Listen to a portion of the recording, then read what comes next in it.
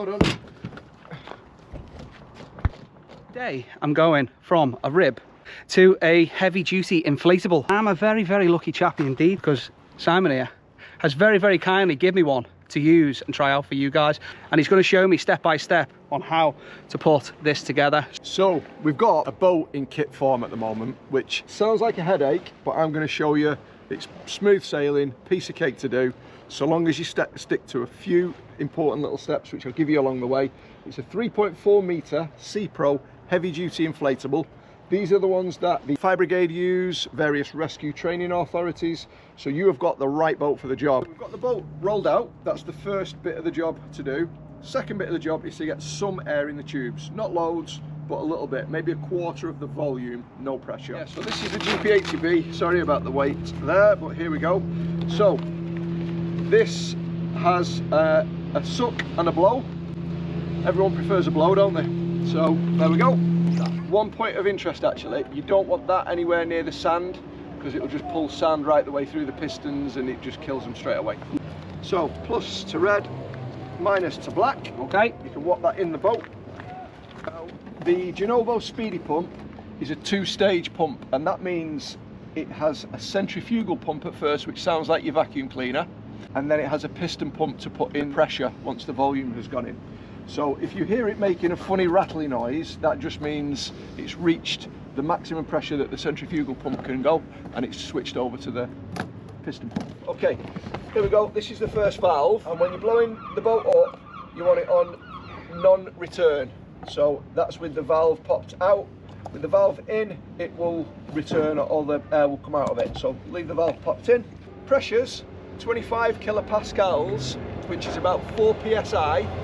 That is the pressure that you blow up the tubes and the keel on a heavy duty boat. So all the same pressure for the whole boat, nice and easy to remember. So 25 kilopascals, which is 4 psi. We're going to switch it on now and put about a quarter of the air in this tube. There are 3 chambers on this boat, by the way. Oh, well, 4 if you include the keel. Not where we want to be air-wise for this chamber, so we'll stop it and go on to the next one. So you're filling it up 25%, is that right? Yeah, about 25%. About 25%, and the reason for that is so we can get the floor in. Okay, so we've got enough air in there. We've got a quarter of the air in the whole of the boat. So we'll switch our trusty GP80 off for now. And the next is the fun bit, we're going to put the floor in. So the first thing that we're going to need to do is support the underneath of the bow to lift it up to there, and that gives the boat its shape. It's much, much easier to get the floor in if you support the bow. That is the first golden tip for putting together a boat with a solid floor. And the reason for this is it creates the full shape of the boat for us, and it's easy to put the aluminium floor in, which this is the bit I'm worried about, to be honest. This is the bit I'm a little bit apprehensive. So it's not difficult so long as you go about it in an orderly way. So the first floorboard we're going to put in is number 5. That goes in at the stern. The next floorboards we're going to put in are 1 and 2. They go in the bow, and then we're going to put the central ones in, 3 and 4. And we're going to have them overlapping. I'll show you rather than explain it. Okie doke. So if you've got a number of people in the boat, then the fuel tank can go in the stern. But if you've only got one person in the boat, then you will put your fuel tank up in the bow to give you a little bit of a forward ballast. Forward ballast means a bit of weight up in the front. So what I've done is I've just slid this rail here right up into the side of the boat, and I'm going to pull back and drop that one in, and then slide it to the stern.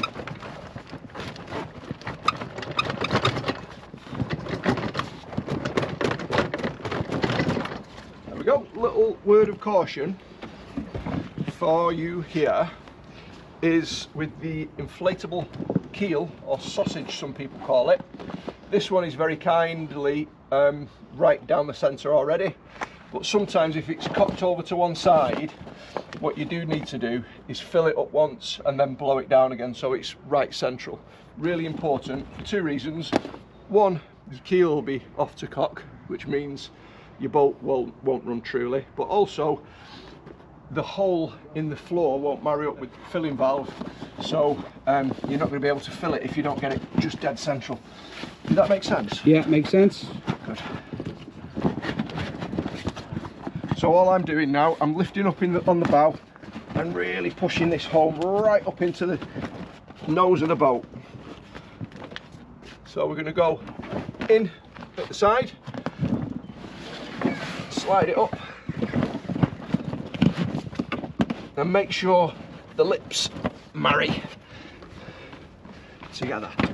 Plunk. There we go. Do they clip in, do they, or do they just slot in? Yeah, it's like that piece of aluminium is H shape, so it receives both sides. Right, okay. And the acid test is, can I see my valve? Yes, I can. I'm happy. So now we're putting in number 4. Now, does this matter which way round you go? Well, only that the fuel tank patch, the extra fuel tank patch, wants to be forward of this one. Right, okay. Just simply so that you can get the weight as far forward as you can. Okay, doke. Yeah. A little word of caution here: if you've not got your valve in the valve cap in the valve holder down there, yeah, you don't want to get it trapped in the floor. So you just stop there. I'll come around here. This is your valve cap.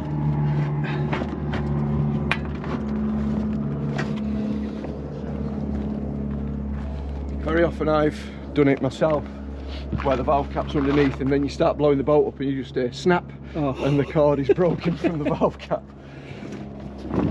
Try not to do that today. There we go. Perfect. Yeah. Beautiful. Yeah.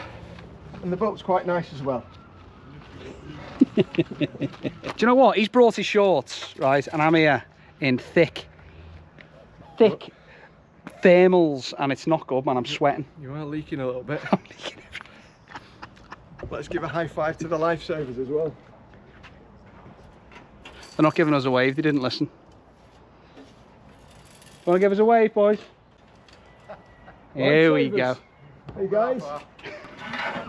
Right, this is our final piece of the jigsaw. And this is the bit where people struggle the most. What you've got to do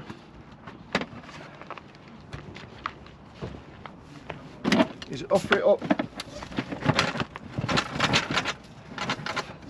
So the lip's in that one and the lip's in that one, but these two are overlapping now. Right, okay. This is the tricky bit, or the bit that most people find tricky. We will see whether I've done my preparation right now. You have to lift the two up together, join them up, make sure you don't lose your valve caps,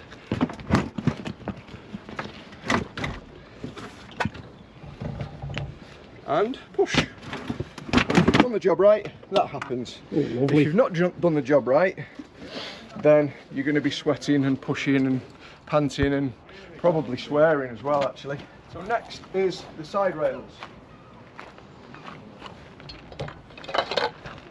What most people will do is try and put those side rails in right now. Do not do that, because you're really going to struggle. What you need to do is put something underneath the boat along here, and that will lift the side of the boat that you're going to put your stringer in, which allows the tube to fall down a little bit on the outside and allows you to put your stringer in. Golden rule number 2.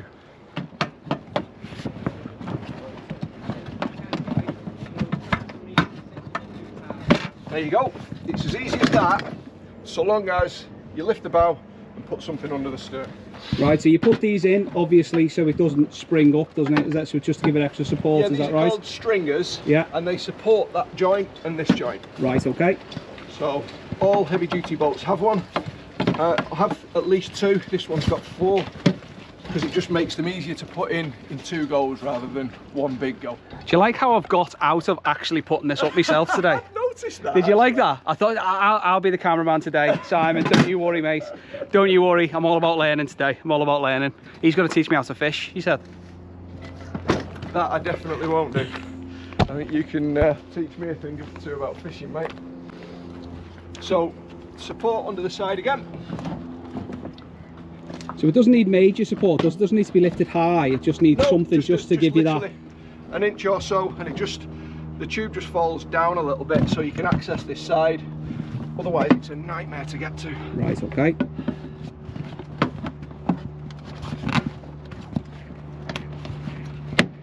Like a glove. Like a glove.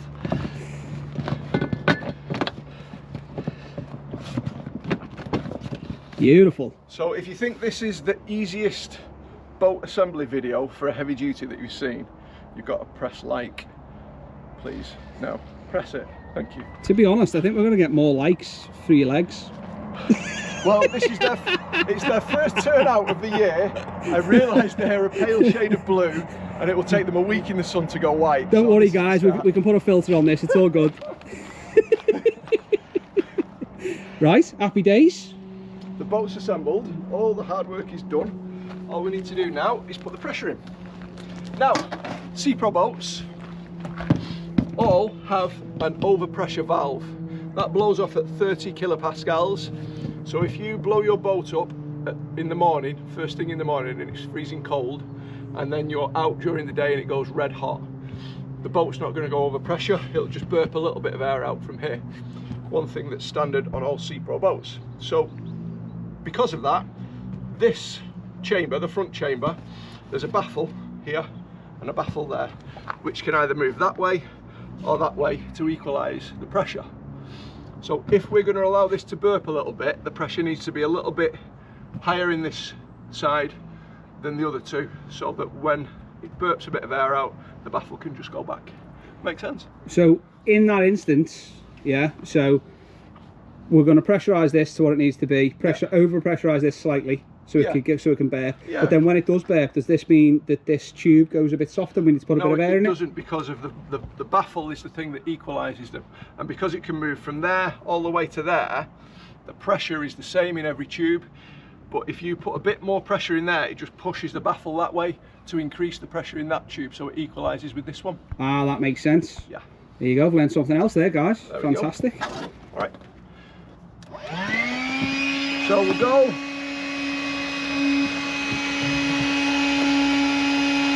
24 kilopascals, and we'll do all three tubes at that, and then we'll do 25 in the front, and that'll just push the baffles that way a little bit. Yeah? Perfect. If you remember a couple of minutes ago, the most important thing to do when you're putting your floor in is to not get a valve cover stuck. Isn't that right, Simon? Yeah, don't film this bit, I've got the valve cover stuck. Hear me? That piston noise is the second stage of the pump. The first stage puts in the volume, and this stage puts in the pressure, and it will shut off at the given pressure as well automatically. So that's set at 24 kilopascals, and it will shut off at that, which is 3 psi, 3.5 psi. I'm just going to pop it up to 25 now. Hit it again, and that's just going to push a little bit of air backwards from the baffles, if you can hear me. He's looking good now.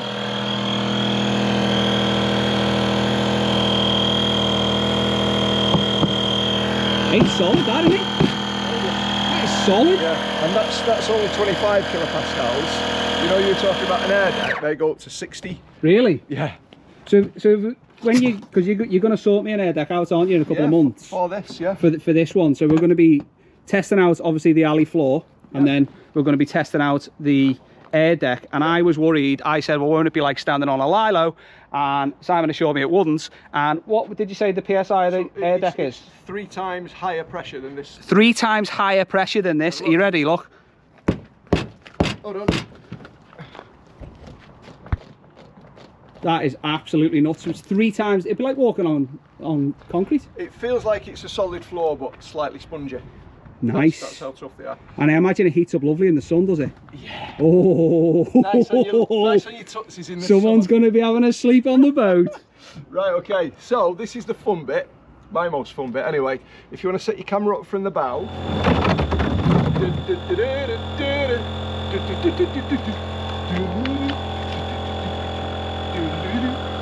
Oh, nice. And that's the bit that pushes through the water. Oh, lovely. Do you like it? Lovely jubbly. So.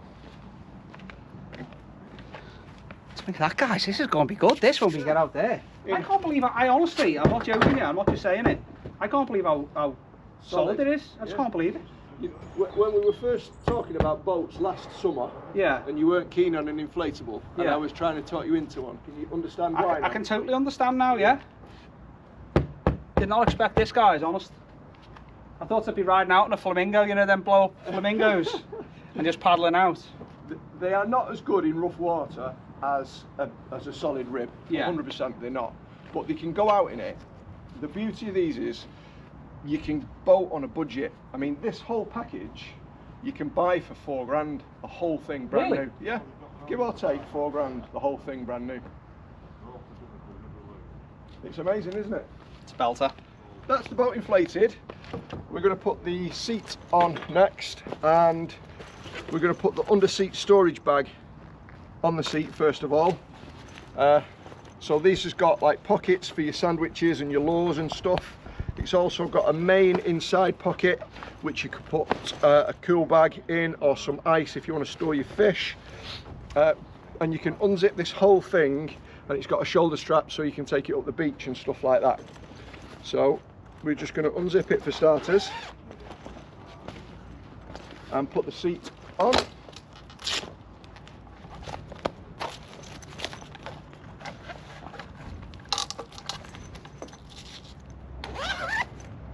What you should do, if you're a clever person, which I am not, is you should put these in before you finish inflating the boat. So I'm going to have a bit of a job getting this one in now. Okay, so next let's put on the bow bag. So this is the bow bag. This holds your anchor. That's pretty much everything that I put in here, to be honest, just the anchor, chain and rope, because anchors being heavy, they tend to wreck whatever they are put in a box with. So I just reserve this bow bag purely for the anchor. Okay, and it's Velcro, so you can put your anchor in there. Right, anchor in, seat in, that's everything done. So what we're going to do next is we're going to put the launch wheels down, deploy the launch wheels, we'll then lift the engine onto the boat, put all our fishing gear in, and go and do the fun bit at the transom end. So these launch wheels are quick deploy. You just flick that up, lift this side up, and then you've got to make sure that they click all the way up. We'll do the same on the other side. Flick. There we go. So this is a Parson 15 horsepower 4-stroke. It's a one-man lift, but Joe's very kindly offered to help me. Pivot! It's not that. Pivot! There we go. Lovely. You want the boat, the engine right in the centre of the boat, which I think it is. Looks good. With the handles up. Oh, another advisory tale for you that you can have a little laugh at and learn a little bit from. It's a very, very good idea to attach a rope from here to here, or from here to here, or indeed, properly Simon, from the eye that's designed for it, from here to here, such that if you have forgotten to tighten your transom clamps up properly, like some of my staff did one day on a Seapro boat day, and the engine goes onto full lock when you're going along and slides off into the drink, you don't actually lose the engine. And that actually happened to Aled and Josh and Sammy on a Seapro boat day with us once, with a brand new 30 horsepower Parson worth like 3,000 quid. Yeah, out at sea. And my son William was out in his boat with his pals, and he came steaming into the beach. He said, Dad, your lads have lost an engine. He just absolutely loved telling everybody about it. Oh, another bit about the Seapro boats, gratuitous selling point. You've got to allow me the odd one, haven't you? Yeah, 100%. Go for it, mate. Go for it. Aluminium transom. Now, there are some other companies that have an aluminium transom, but we were the first. We designed this transom, this folded concertina style. So we're quite proud of it. We had it since 2020. And like many people do, many companies do, copy what works. So yeah, Seapro heavy duty aluminium transom, world first. Beautiful. If I'm drifting and fishing, actually, I do have these paddles deployed just in case I need to move. You know, if there's a reef coming up and I just want to move a little bit, but I don't want to start the engine and scare the fish, I'll just have them out a little bit so I can just maneuver the boat. Hey Joe. Yes. Are you one of those literal learners? Yeah. Right, because I asked you to take the valve cap covers off. Yeah. And you did, but you... Simon has just learned firsthand that I am undiagnosed with ADHD, and I am a visual learner. And I say undiagnosed because I'm not diagnosed, but I'm sure I've got it. He asked me to take the valve covers off, which I did, but he never asked me to screw the valves in. So I'm gonna have to do that now. Sorry, Simon. So here's the valves, guys. Let's get them in. Oh, look at that, lovely jubbly. It's on connecting the fuel line. There is an arrow on your prime bulb. If you get it the wrong way around, there's a one-way valve in this prime bulb and you can't push fuel through to the engine, so your engine won't run for long. So make sure that end, hold on, if the fuel tank looks like it's pressurized, just let the air out. Oops, we're a little bit over full of fuel. Is that my fault? No, it's all right. It just means... Well, you were paying, so I had to get every last draft, didn't I? I can see that, mate. Jesus. If your fuel tank looks like it's pressurized a little bit, if it's a little bit bulbous, then make sure you open the vent before you connect your fuel line. Otherwise, you'll get too much pressure into the engine and it will flood the motor. Fuel direction, you want the bottom end of the arrow connected to the fuel tank. Clickety click. And then the top end to the engine. Clickety click. Lovely jubbly. All right, we are pretty much ready to launch now. We've got the engine on, we've got everything on, that's the boat together. Let's go and have some fun. Decided to not put the dry suit on, and we're going full gung-ho. I'm going to take the socks off, obviously, because it looks a bit silly, but... It's a strong look, I'll be honest with you. It's the outfit of the day. 2D to do. Just I put that in before. well done, mate.